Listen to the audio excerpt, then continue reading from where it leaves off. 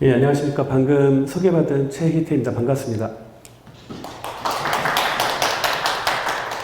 박수는 효과음이 아니라 여기 직접 오신 그 교육장님하고 장사님들이 와 계시고요. 사실은 제가 감히 교감님들한테 어떤 강의를 하거나 이제 그럴 정도의 그 주제는 되지 않는데, 제가 서울에서 했던 경험들, 또 혁신교육직을 하면서 마을과학교 협력했던 그런 경험들, 그런 경험들을 함께 나누면서 공주에 도움이 될 수 있지 않을까라는 생각으로 저희 짧은 생각들을 좀 나누고자 합니다. 오늘도 코로나 때문에 원래 이제 바글바글하게 많은 사람들 앞에서 제가 얘기를 하려고 그랬는데, 이게 심해지면서 비대면으로 하게 됐는데요. 코로나가 올해 초부터 시작해서 언제 끝날지 모르는, 그리고 지속적으로 우리를 괴롭히고 있는데, 그럼 코로나 시대에 우리가 교육을 하지 않거나 아니면 집에만 있을 수 없으니까 코로나 시대에 어떻게 살아야 될지에 대한 어떤 내용들을 가지고 제 생각을 좀 나누도록 하겠습니다. 많은 분들이 포스트 코로나를 얘기하시죠. 코로나 이후를 상상하시는데, 제가 생각하기에는 이게 코로나 이후가 과연 오기는 할까? 많은 분들이 그런 얘기를 합니다. 코로나 이후에는 다시 이전의 삶으로 돌아갈 수 없다. 그런 얘기를 많이 하시죠. 많은 사람들이 그 포스트 코로나를 얘기하는데, 저는 포스트 코로나가 아니라 코로나라고 하는 게 하나의 바이러스로 생긴 질병인데, 그 의학계에서는 어떤 질병의 이전을 풀이라고 얘기합니다. 그러니까 코로나 이전을 프리 코로나라고 얘기했고요. 그 다음에 질병이 진행되는 과정을 피리어드, 페리라고 얘기합니다. 그래서 지금 우리는 페리 코로나의 시대에 와 있는 거라고 생각을 하고요. 그 다음에 그게 지나면 이제 드디어 포스트 코로나의 시대가 오겠죠. 포스트 코로나의 시대가 올 텐데, 아무튼 제 생각에는 페리 코로나가 굉장히 지속적으로 진행되지 않을까라는 생각을 하고요. 혹시 지금 이 방송을 듣고 계신 분께서 인터넷 검색을 하실 수 있으면 경향신문에서 기획 연재를 했어요. 7인의 석학에게 미래를 묻다. 그래서 전 세계에서 가장 그 똑똑하신 분들한테 코로나 상황에 대한 어떤 진단을 부탁했던 적이 있는데, 7분이 진단하고 난 다음에 그 마지막 한 분, 제가 생각하기에는 그래도 이 시대를 가장 잘 이해하시는 분이 아닐까라고 생각이 드는데, 그 유발 하라리라는 분이 딱 등장해가지고 이런 얘기를 하죠. 오래된 규칙은 산산조각이 나고 새로운 규칙은 아직 오지 않았다. 그리고 불확실성이 높아지고 있고 개인의 선택의 자유는 극대화되고 있다. 이런 말씀하시는데, 이게 우리의 어떤 시대를 한마디로 요약해 준 게 아닐까라는 생각이 들고, 그거에 대해서 하나씩 제가 설명을 좀 드리도록 하겠습니다. 7인의 석하에게 미래를 묻다. 그 맨 처음에 그 한국에 배출한 경제학자죠. 영국의 캠브리지 대학의 경제학과 교수로 계신 장하진 교수님이 이런 얘기를 했어요. 코로나가 되니까 은행 투자가는 없어도 살 수 있겠더라. 하지만 우리의 삶과 밀접한 복지나 아니면 교육이나 배달이나 이런 것들이 없으면 살 수 없겠더라.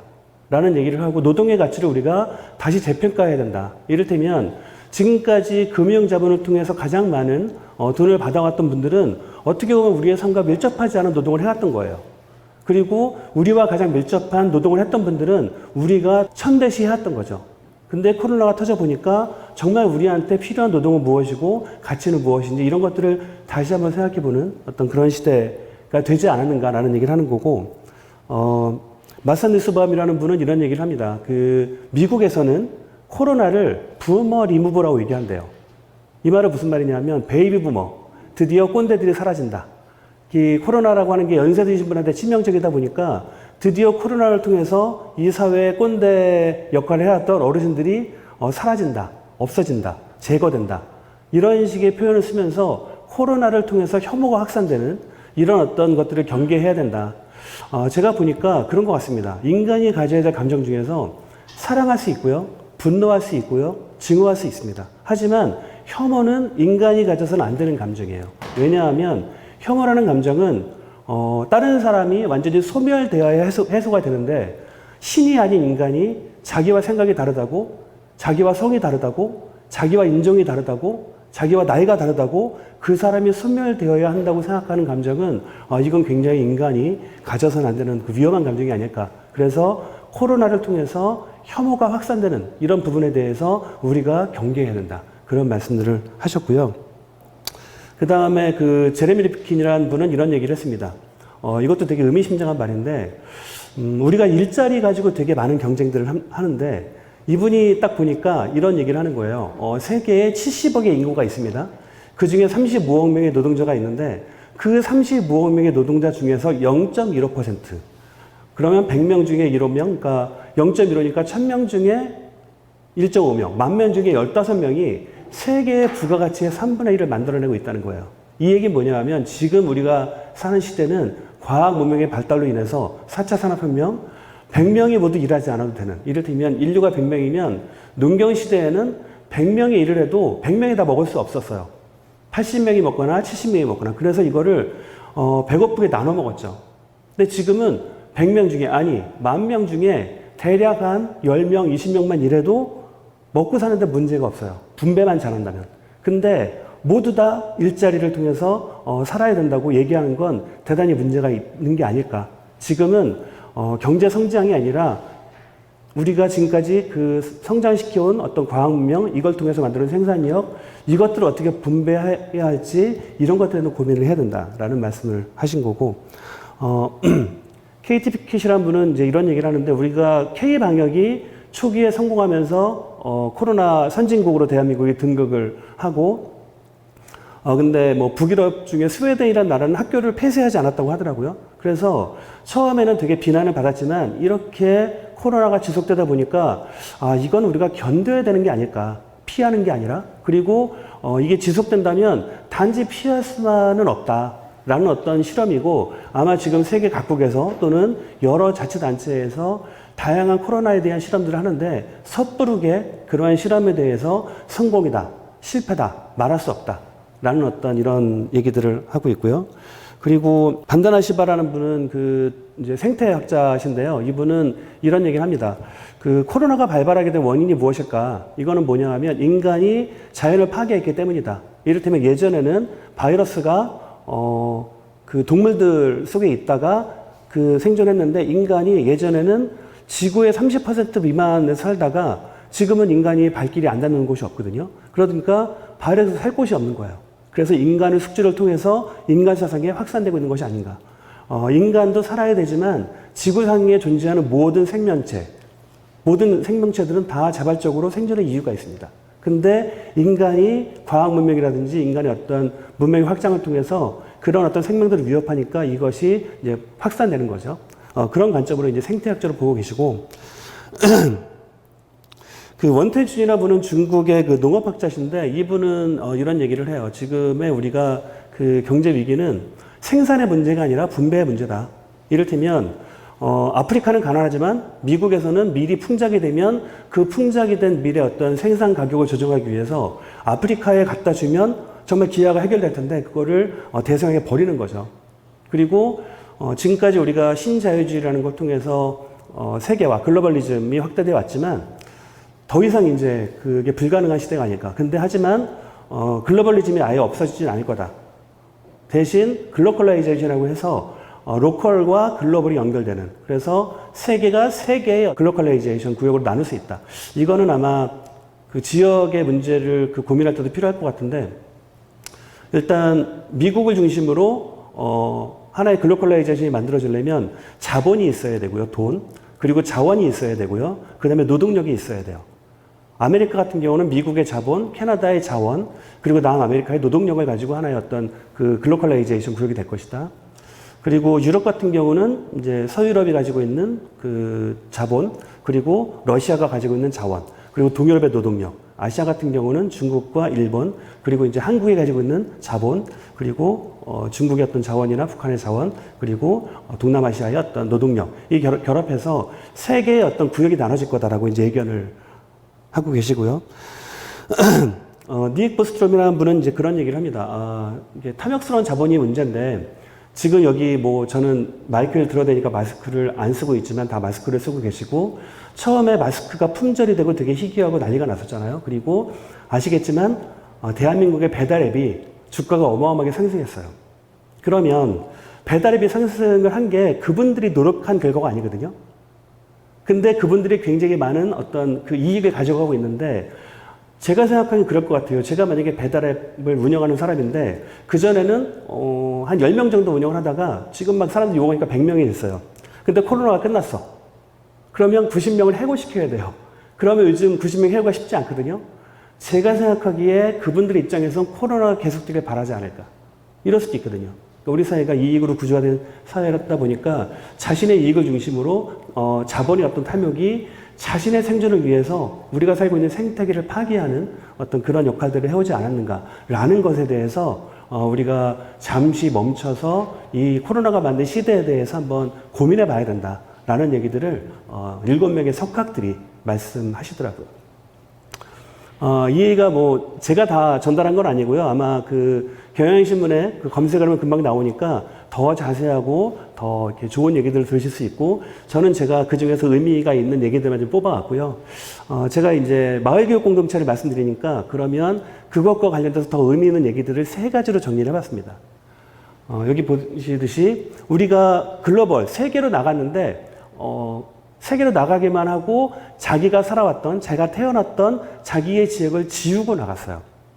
개천에서 용 난단 말이 있죠. 근데 개천에서 만들어진 용은 다시는 개천으로 들어오지 않습니다. 어떤 이런 문제가 지금의 문제가 된 거고, 두 번째는 우리가 사실은 많은 사람들이 똑같은 자발적인 인간인데 이게 역할 관계가 아니라 권력 관계로 있었던 거죠. 그리고 지금까지 우리는 이익 투쟁과 생존 투쟁, 이 얘기는 제가 다음에 더 자세히 말씀을 드리겠습니다.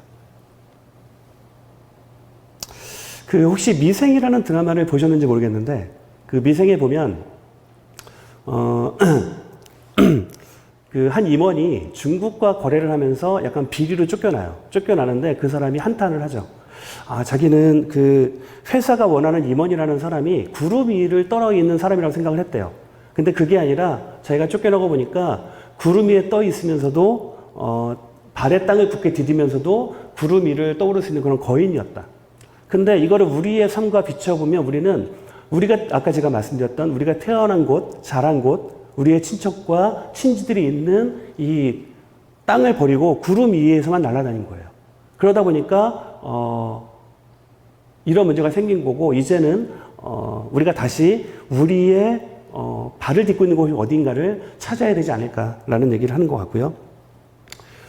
두 번째, 권력관계, 역할관계를 보면 저는 이런 것 같습니다. 그 빙산이 있어요. 빙산의 일각이 있어요. 제가 알기로 이게 빙산 전체의 약 17%가 떠오를 수 있대요. 구조적으로. 근데 우리는 모두 빙산의 일각이 되기를 꿈꾸죠. 빙산으로 떠오기를 꿈꾸는데 우리가 열심히 노력하고 우리가 열심히 경쟁해서 만약에 빙산의 모습이 이렇게 바뀔 수 있다. 우리가 열심히 노력해서 더 많은 사람들이 빙산 위로 떠오를 수 있다면 저는 열심히 노력하고 열심히 경쟁해도 좋을 것 같아요. 하지만 아무리 경쟁해도 이 구조 자체는 변하지 않습니다. 이것은 뭐냐면 우리가 빙산의 일각으로 떠오르려고 하는 노력도 필요하지만 빙산의 일각에 떠오를 수 있기 위해선 그 아래 빙산에 잠긴 부분이 단단하게 자기 역할을 해야 되는 거고, 이걸 제가 아까 말씀드린 개천과 용으로 말씀드리면 빙산에 잠긴 부분은 개천이에요. 근데 지금까지 우리가 살고 있는 냄새나는 개천, 더러운 개천을 떠나기 위해서만 노력해 왔는데 그것이 아니라 이제는 우리가 살고 있는 개천을 맑고 깨끗하고 행복하게 만드는 노력들, 이것이 교육이 해야 될 역할들이 아닐까. 이를테면 마을이라고 하는, 저는 이게 마을인 것 같아요. 우리가 살고 있는 공주라는 마을, 공주라는 마을에서 나는 용이 돼서 공주를 떠날 거야. 그리고 다시는 공주로 들어오지 않을 거야. 우리가 교육이 이런 것들을 지지하는 게 아니라 공주라는 곳, 지금은 다소 불편하고 다른 데에 비해서 좀 못 살지도 모르지만 우리가 여기를 함께 협력해서 공주를 더 아름답고 행복하고 깨끗한 마을로 만드는 노력들, 이런 것들을 해야 되는 것이 저는 마을 교육 공동체고 교육이 그런 어떤 활동들을 지지해야 된다라는 말씀을 드리고 싶고요. 그리고 인간이 지금의 모습을 갖기 이전까지는 사실은 되게 다양한 어떤 역사적 경험들을 했죠. 과거에는 이제 원시 시대로 한 수렵과 채집을 하면서 19만 년 동안 살았고, 어쩌다가 농경을 하게 되면서 문명을 만들어 가기 시작했는데, 원시 시대에는 그랬던 것 같아요. 인간이 사는 모습 밖은 다 불확실했어요. 이해할 수가 없었어요. 미국의 어떤 공포 소설, 그러니까 호러 소설을 쓰는 그 하워드 필립스 러버크래프트라는 분이 이런 얘기를 하더라고요. 인간이 가지는 최초의 감정은 공포래요. 그리고 공포는 미지의 것에서 온대요. 내가 무엇을 열면 무엇이 있는지 너무 공포스러운 거예요. 그러면 그 공포에 맞서기 위해서 인간은 무엇을 했냐면 연대와 협력을 했어요. 그래야 내가 살 수 있으니까. 그래야 나보다 더 큰 어떤 적과 맞서 싸울 수 있으니까. 그것이 바로 이제 이런 인간이 그 공과 싸우거나 수렵을 하거나 이렇게 그럴 때 썼던 방식이고. 근데 그렇죠. 만약에 10명이 한 명의 곰을 잡았어요.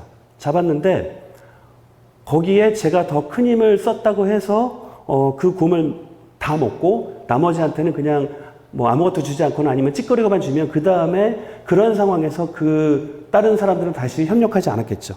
그러다 보니까 연대와 협력도 한 동시에 이거를 공정하게 분배해야 그 다음에 또 협력을 이끌어낼 수 있었어요. 이러면서 인간은 생존 문제에 있어서는 연대와 협력을 합니다. 그래서 제가 어떤 분이 그런 얘기를 하더라고요. 만약에 인류가 인종으로 어떤 경제 체제로 분리되어 있는데 인류가 거버넌스를 할 수 있는 유일한 방법은 외계인이 쳐들어오면 된대요. 그리고 제가 보기엔 우리나라에서도 2000년 월드컵 때 서로 빨간 옷을 입고 정말 어마어마한 열기를 보여줬는데 그때 우리는 세대가 없었고 지역 감정이 없었고 남녀가 없었고 함께 대한민국의 어떤 그 사강을 위해서 염원하고 그 결과 만들어진 거라고 생각을 해요. 이렇게 우리는 외부에 더 큰 위기가 있으면 연대와 협력을 합니다. 그러다가 인간 사회가 그런 것 같습니다. 그 원시 시대에는 그 자연계가 되게 불확실했는데 그 농업을 하게 되면서 자연을 이해하지 못하면 농사를 잘 지을 수가 없었어요. 계절이 어떻게 바뀌고 그리고 천둥을 왜 치고 비가 왜 내리고 이런 고민을 하다 보니까 그 안에서 어떤 전문가들이 생겼고 전문가들이 인간의 세상을 더 넓게 확대시켜 왔던 것 같아요. 전문가들이. 그래서 점점 더 우리 밖의 자연을 이해하기 쉽게 됐고 그 과정에서 사실은 개인은 전문가들의 보호 안에 있었던 것 같아요. 지금 화면 안에 보이시는 파란 게 인간의 세상이고 그리고 약간 오렌지색인가요? 그게 전문가들이고 그 안에 개인들이 보호를 받아왔죠. 이 시대는 뭐냐 하면 생존에서 벗어난 이익 경쟁을 하는 시대예요. 그래서 위너 테이크스 올, 승자가 모든 걸 가져가거나 아니면 많이 가져가요. 1등한테 주어지는. 우리가 월드컵이나 올림픽 같은 거 하면 금메달을 몇 개 받는지를 주목하죠. 하지만 그 안에서 열심히 노력해서 주목하지 않습니다. 이건 뭐냐면 모두 노력을 하는데 1등만 기억하는 사회가 됐고 그런 사회에서 모두 1등이 되기 위해서 생존 경쟁이 아니라 이익 경쟁을 하는 거죠.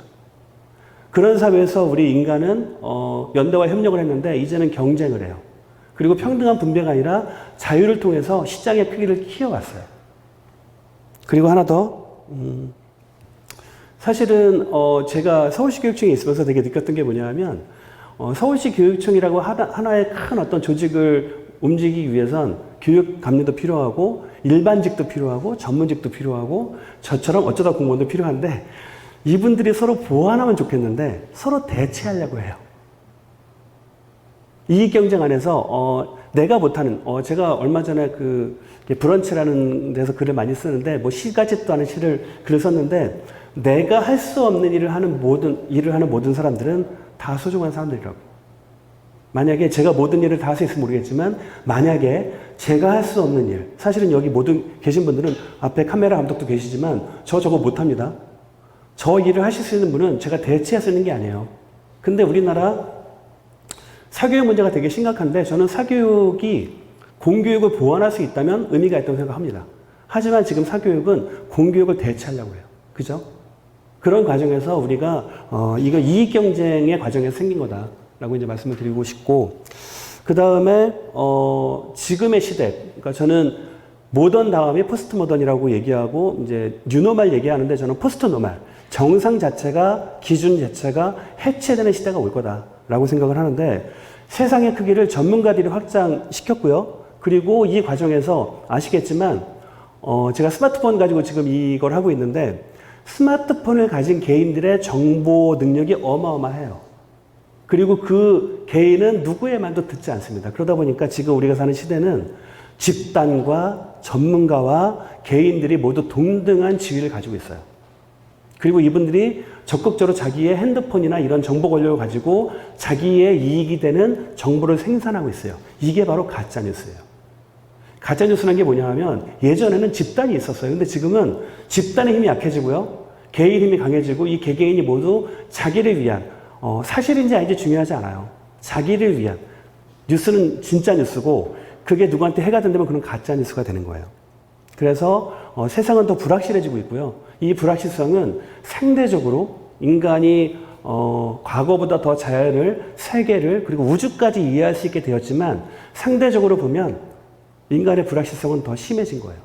그래서 저는 우리 인류가 그 고바야시 히데로만이 그런 얘기를 하더라고요. 인간은 모두 어항 속에 갇힌 존재인데 그 어항이 우주라고 착각한대요. 이건 뭐냐면 상대적으로 우리는 수없이 많은 어항들이 있고 이 다른 어항에서 어떤 일이 벌어지는지 모르는 다른 어항에 있는 개인이 스마트폰으로 어떤 정보를 만들어낼지 모르는 그런 불확실성의 시대에 살고 있고 그 시대에 우리는 서로 연대와 협력을 하는 게 아니라 서로 배척하고 그리고 서로 이제 혐오하고 그런 삶을 살아가고 있고 저는 이러한 것이 이제 코로나라는 걸 만든 게 아닐까. 그래서 저는 다시금 우리가 코로나가 인류의 생존을 위협하고 있다고 생각이 들면 연대와 협력을 다시 해야 되고요. 그리고 지금까지 파이를 충분히 키워왔어요. 생산력을 키워왔는데 그 생산력을 키워오는 과정에서 양극화도 심해졌습니다. 파이를 키웠는데 그 대부분의 파이를 소수가 가지고 있어요. 그러면서 이제 우리가 고통스럽게 생각을 하고 있고 이제 파이를 키우는 생산력 확대가 아니라 이걸 어떻게 분배해야 될지 고민하는 시대가 온 거고 그리고 대체하는 게 아니라 이제 보완하는 시대로 가야 될 것 같습니다. 제가 잠깐 물 좀 마시겠습니다. 그래서 그랬던 것 같습니다. 예전에 우리는 과거에 세계가 불확실할 때는 그 불확실성에 대해서 가장 잘 아는 어르신이나 똑똑한 사람한테 권한을 위임했어요. 그리고 그 사람은 IQ가 되게 높은 사람이에요. 예전에는 똑똑한 사람한테 네가 다 처리해줘, 네가 다 결정해줘 라고 권한을 위임했죠. 그때는 IQ의 시대였어요. 근데 똑똑한 사람들이 늘어나니까 그 늘어나는 사람들끼리 공감이 필요했어요. 그게 EQ예요, 감성. 그리고 지금은 데니얼 골만이라는 사람이 각각이 다 이렇게 쪼개져 있으니까 이제는 SQ, 사회적 지능이 중요하다. 여기에 계신 많은 분들이 똑똑한 분도 있고 공감할 수 있는 분도 있지만 저는 이 많은 사람들이 서로 어우러지려면 사회적 지능이 되게 필요한 시대에 우리는 살고 있는 거라고 생각을 합니다.